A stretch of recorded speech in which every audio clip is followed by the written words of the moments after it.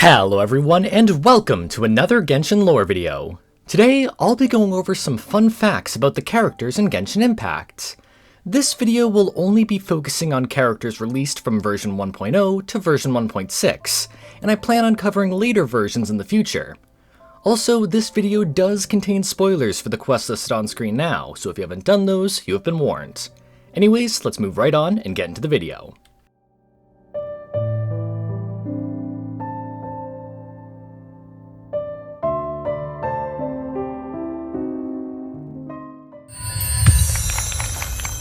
While much remains unknown about the mysterious travelers and their past, we do know something about their ages in terms of who is older. In the original Chinese dub, the titles they use for each other reveals their ages relative to one another.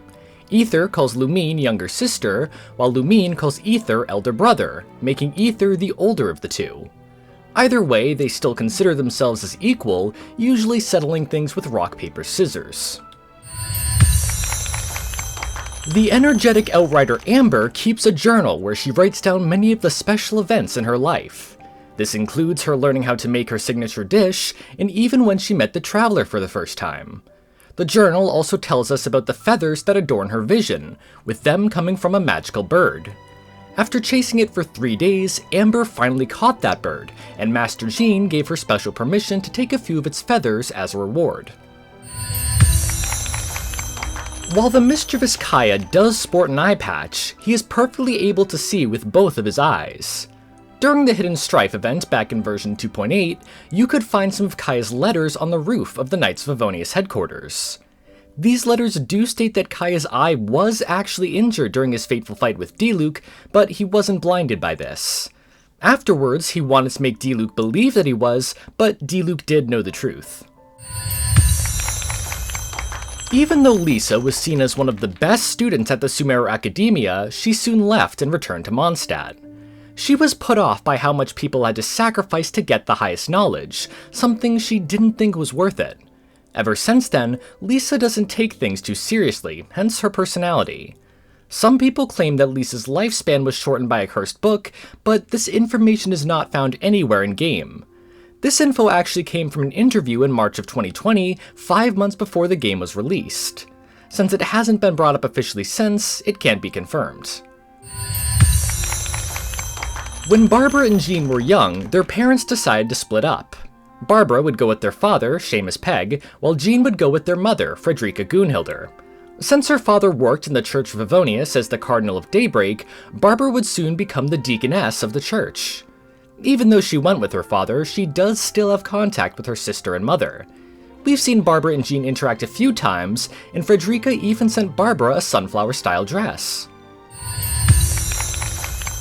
In Razor's character stories, we learned that it was Varka who gave Razor his name. Varka had found him as a young boy in Wolvendom, and he would soon become a teacher to the young boy. He would teach him how to speak and also how to wield a claymore. However, Varka isn't actually the one who came up with Razor's name. During the Of Ballads and Brews event back in version 3.1, we learned that his name was actually chosen by Razor's parents. As you may know, Xiangling is not afraid to use almost anything as an ingredient in her cooking. At one point, she wanted to ask Beidou to fight another sea monster so that she could make some new dishes using sea monster meat. She even ventured to Mondstadt after hearing that a dragon had been spotted there. Luckily, she didn't run into Dvalin, so he wasn't made into food. As I just mentioned, Beidou has fought sea monsters in the past. While not many remain in the modern day, there was one that most in Liyue and Inazuma knew about, the beast known as Hashan. Beidou was the one who actually managed to kill this beast with an almighty strike from her greatsword after a night-long battle. This feat is how she earned the title Uncrowned Lord of the Ocean, and it's also how she obtained her Electrovision. Xingqiu was actually sent to join the Guhua clan by his father, who initially did it just for fun. Even so, Xingqiu worked incredibly hard in the Guhua clan. At one point, he penned a verse that made the Guhua heads say that it was the Guhua clan that needed Xingqiu, not the other way around. The verse is currently sealed up at the clan's headquarters in Chenyu Vale's Wangsheng Hall. However, it was only sealed because Xingqiu's handwriting is so incredibly bad. Ningguang is famous for being the richest person in Liyue, but it wasn't always this way. In her youth, she would sell goods down at the harbor without even having shoes to wear. Still, she would work incredibly hard to get enough money to build the Jade Chamber. It's something she worked her whole life for, which is why it was such a big sacrifice to her to use it against Osial. Of course, with her vast wealth, she was able to rebuild it. Fischl is known to speak in quite a unique way. In fact, there's a joke among the adventurers of a Fischl dictionary in circulation. Unfortunately, this dictionary doesn't actually exist. Either way, Fischl gets incredibly happy when people understand what she's trying to say and adopt her speech mannerisms, taking it as a sign of true respect. Bennett's bad luck is a well-known fact of Genshin, but at the moment, its origin remains unknown. His constellation is Rota Calamitas, which translates to Wheel of Misfortune. His birthday falls on February 29th, only coming around once every 4 years. Still, Bennett does have good luck on occasion. When he received his Pyrovision, it saved his life by cauterizing the sphere wounds that he had. He also considers himself very lucky to have good friends, such as the Traveler, Fischl, and Barbara. Noelle possesses a large amount of strength that has been described as superhuman. Being a pacifist at heart though, Noelle tends to focus on defense instead of attack. While training though, her strength almost sent Wagner into seclusion. You see, he forged several different swords for Noelle, but each of them would end up breaking. He initially thought that she was unskilled, but it turned out that the swords just weren't strong enough for her. Luckily though, Wagner was able to forge a heavy claymore that could just barely handle Noelle's power. Chongyun was born with a pure Yang spirit, which means that he has an excess of positive energy. This trait is part of what led him to becoming an exorcist. After all, spirits hate Yang energy, so this trait made him a very effective exorcist. He is so effective in fact that he actually hasn't ever seen a spirit himself, as they all flee when he approaches due to his Yang energy. As you probably know, Sucrose uses long and complex names for her experiments. For example, her skill and burst names are A Stable Animal Hypostasis Creation 6308 and Forbidden Creation Isomer 75 Type 2, respectively. These straightforward names are given because Sucrose is not good at coming up with exotic-sounding names. Some of her other experiments have been as follows: Grassflower, a flower that grows on grass; Flower grass, a grass that grows beneath flowers; and Multigrass flower, a flower that grows on dense grass. While Jean always seems busy with her work as acting Grand Master, she does share Barbara's wish of becoming closer as sisters. However, Jean actually gets shy when she talks with Barbara sometimes. Despite this, she does realize that Barbara shares her sentiment of wanting to get closer. Jean does still put Mondstadt first, but she still loves her sister. Diluc is the only character who is not an Archon or a Sovereign that we can play without a vision, specifically with his 5-star outfit, Red Dead of Night. This is because Diluc wore this outfit in the past when he had left Mondstadt and his Pyrovision behind. In place of his vision, he would wield a delusion to fight against the Fatui. He does wear this outfit again during the Hidden Strife event, but by this point that delusion had been destroyed. He likely uses his vision in the present day, but it's not visibly seen. Before her death, Chi-Chi was an herb picker who roamed the mountains of Liyue. One day, she trespassed into the realm of the Adepti while lost on a trip.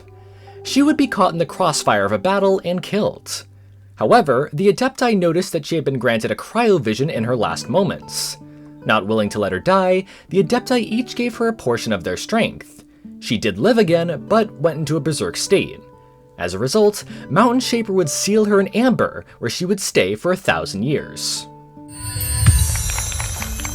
While Mona is often seen as poor, she actually earns a lot of money. She writes a column in the Steambird and performs astrology for people, with both giving pretty good income.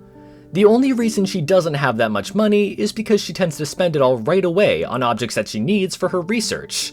As a result, she doesn't have that much left for her meals.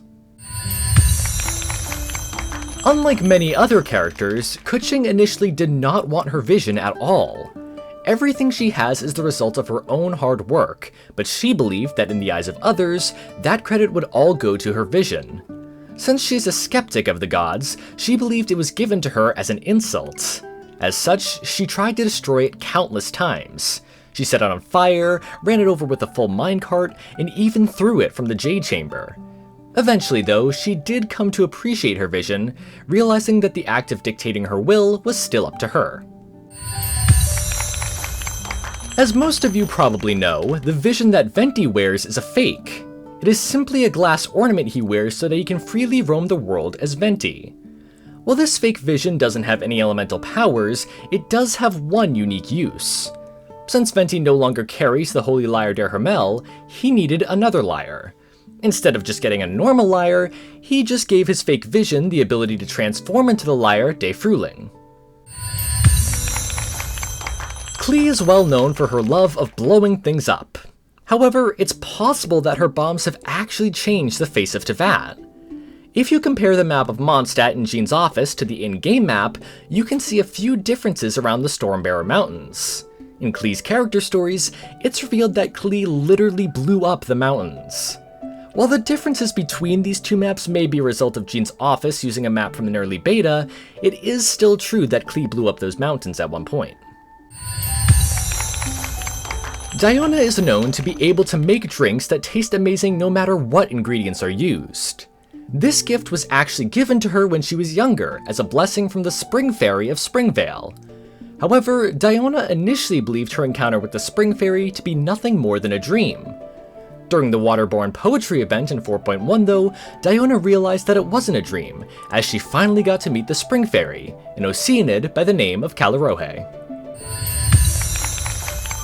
Tartaglia is the only playable character with a vision that does not have a vision story. In place of a vision story, he has a story about how he obtained his Electro Delusion. Even the other playable Harbingers, Wander and Arlecchino, both have vision stories. Perhaps at some point in the future, we'll learn how he got his Hydrovision. Despite looking like an electric guitar, Xinyan's instrument has been described as a uniquely designed handmade lyre. Still, it is based on the rock and roll instruments from Fontaine. She heavily modified her instruments, so much so that it can also serve as a weapon. It's also connected to her vision, and has the ability to self-destruct if it falls into the wrong hands. While Zhongli enjoys a wide variety of food, he will go out of his way to avoid living, squirming seafood products. This avoidance ties back to the Archon War, where small squishy creatures from the ocean would squeeze into any place they could around Liyue. Even worse, their tentacles would live on even after being cut off, and they would secrete a thick and revolting fluid. Morax had to go from house to find them all and lock them away, which has left a lasting impression on him thousands of years later. Albedo is known to sketch and draw quite often. Sketches can be found in his research lab on Dragonspine, and his teaser even shows him bringing some of his sketches to life. Most interestingly, Albedo actually collaborated with Xingqiu, providing the artwork for his book, A Legend of Sword. The book itself has been described as a dictionary with divine illustrations. Ganyu is quite vigilant when it comes to matters concerning her weight and physique. Qilins are typically strict vegetarians, so Ganyu has been careful about food while living in Liyue. This is a bit hard for her as there are a wide variety of gastronomical delights in Liyue. However, she is able to stick to her ways by remembering something that happened back during the Archon War. Back then, she choked a giant monster to death after getting lodged in its throat. The monster tried to eat her, but it underestimated how wide her waistline was. Ganyu wants to keep her weight down to avoid similarly embarrassing episodes in the future. Zhao often stays at the Wangshu Inn while he's not occupied fighting off demons. This is where we first meet him in game after all. However, the Wangshu Inn is actually a front. While it does act as an inn, its real purpose is to support Zhao in subduing demons. Vergoldit and Huiyan, the husband and wife owners of the inn, are actually agents of the Liyue Qixing. Hu Tao used to take care of the two stone lions outside of the Ministry of Civil Affairs. She would wash them, talk to them, and insist that they were the best pets ever. She even gave them names, being Whiskers and Mittens. Eventually, though, she would stop visiting them. When asked why, she simply remarked that they were adults now and could take care of themselves. Rosaria is known to skip out on her duties relating to the Church of Favonius. This is a habit she's had ever since Farka first brought her to Mondstadt. In her novice days, she even kept a journal of her escapades. However, the contents aren't as interesting as you might expect. All that's in there is a bunch of marketplace cries and advertising slogans that she heard whilst lounging on the rooftops. Yanfei is prone to overthinking certain things, a trait that comes from her work as a lawyer. Instead of going by the face of the laws, she looks past the cold letters to perceive their points of origins. However, this does mean that she overthinks outside of the law too. One time, she met the Traveler by chance, and they said, "Huh, didn't expect to see you here." She went on to think that the Traveler had thought about a scenario in which they would meet, and she even believed that they may have been paying attention to her in secret. It's implied that Yanfei thinks the Traveler has a crush on her, and she would keep overthinking these words all night long. Eula and Amber are shown to have quite a good friendship. Amber is always on her side and is happy to see when people accept Eula for who she really is. One of the big reasons that Amber trusts Eula so much is actually due to Amber's grandfather. You see, before he left Mondstadt, he was actually Eula's mentor. As such, the two were good friends even before Eula joined the Knights of Favonius. Kazuha is the only character so far who has been shown to wield the power of two visions at once. Of course, this was only for a brief moment. While protecting the Traveler from the Raiden Shogun, he would wield his Animo Vision alongside his deceased friend's Electro-Vision. As for why his friend's vision reignited, it's because Kazuha briefly shared the desire that his friend had held. There will always be those who dare to brave the lightning's glow. Anyways, that's pretty much it for some fun facts about these Genshin characters. I had a lot of fun researching this, and I'm excited to do more in the future about the remaining characters. In the meantime, if you want more lore and theories about Genshin, I recommend my videos on Demon Gods, Random Genshin Facts, and Durin of Dragonspine. With that said, I would love to hear what other bits of lore you'd like me to cover in the comments below as well. Anyways, that's it for this video. Thank you so much for watching. Sources and further readings are also in the description if you want to check them out. I hope you all have an amazing day, and I'll see you all in the next video.